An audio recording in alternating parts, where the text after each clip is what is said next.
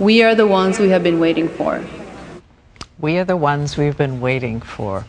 Very unusual conversation coming up now with one of the world's most fascinating women, Queen Rania of Jordan, who recently was in America in that speech encouraging women, quoting that line made famous by African-American author Alice Walker. And at the same time, she decided to do something personal, give everyone a rare look at the lessons she's learned in life. The youngest queen in the world started with a lesson in a lunchbox. As a child, hers was filled with her mom's hummus sandwich or chickpea. One day, I sat next to one of my friends and watched her open her lunchbox. But what was inside? Not a hummus sandwich, but peanut butter and jelly. And I thought, how revolting.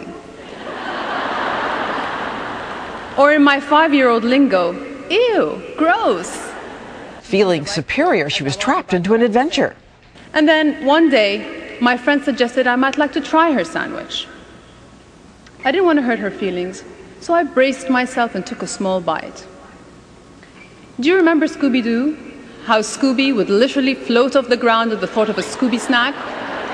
Well, that was my reaction to peanut butter and jelly. I thought it was heavenly. When she stopped by the studio, she still smiled.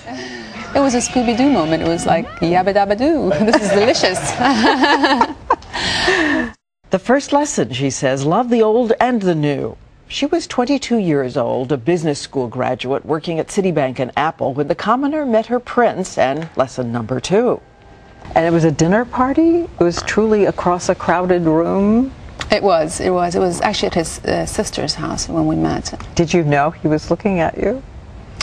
I suspected he was, but I wasn't sure. And actually, you know, in a situation like this, you have to wait for him to make the first move, you know, because, you know, he was who he was, and I just didn't want to make any assumptions or, you know. But it wasn't long before he took you to meet his father. Growing up, King Hussein was someone I always admired, and I always looked up to him. When he first invited us for lunch, you know, I kind of in my mind envisioned something very, very formal and kind of like a banquet or something. And when I met him, he was just having, you know, falafel sandwiches. And, from takeout? From a local takeout. And then there was no protocol or pretense. And that was an important lesson because, you know, we have to show up in our lives as ourselves, no matter what role we play or what title we carry. And that was a lesson passed on to her children, including her eldest son, 13-year-old Prince Hussein, who may one day be king. It scares me to think that my children might grow up just identifying themselves as the son and daughter of so-and-so, because that's just going to make them very vulnerable. So it's very important for me to make sure that once we enter our home, that it is a home and it is a family life there. And so, you know, my son does not get a free ride. You know, he can't sit in front of the computer endlessly. He knows that there are limits. He can watch some of the shows that he likes to watch, but again, there are limits. It's something I continuously try to ensure they have. And my husband plays a very, very important role in that. Last time we talked, you hadn't talked with your oldest son about the fact that someday he might be king. Mm-hmm. Has it taken place yet? Has he asked you? You know, he's 13. He's more interested in his how to get his hair cut and what movie he's going to watch. Whenever I get a phone call from him, whoever's standing with me, I tell him, watch this. The first thing he's going to say is, can I? You know, all his phone calls begin with, can I?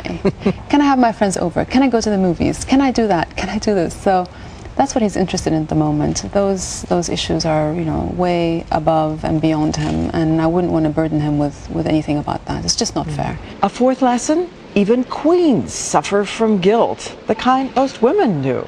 Sometimes we're very hard on ourselves. You know, we don't cut ourselves enough slack. We expect to be great mothers and great wives and great career women, and trying constantly to achieve this balance in our lives. And you know, it's amazing how much we have in common. Someone once told me, you know, if you're trying to be a perfectionist, then you're always going for either 100% or 0, which means that you go through life averaging 50%. But if you accept the 70%, then you know, you're averaging 70% in your life, which is better. So you know, once I realized that, I started to just be a little kinder to myself, to say to myself that, you know, sometimes I won't be able to do this, but that's fine. You know, life goes on. And she says, ultimately, a woman's strength is making the world personal. Our joy, our grief. 2 years ago, terrorists attacked in her country. She went to the hospitals to visit the injured who had lost so much and thought of America. It made me realize that if American women had been with me, they would have shed the same tears, and our tears wouldn't have been distinguishable because, you know, whether you're an American or you're an Arab, we have the same way of loving a child and losing a child. It feels the same way. Together, she says, maybe women will build bridges around the world. The voice of the heart needs no translation. The way we feel is exactly the same. Whatever we look like, wherever we live, however we pray, we respond to human suffering as human beings. Majesty, thank you so much. And I want you to know, for your trip uptown, worked on these all morning long. We did. Thank you. They look delicious. Thank you very much. That's very kind. Thank you.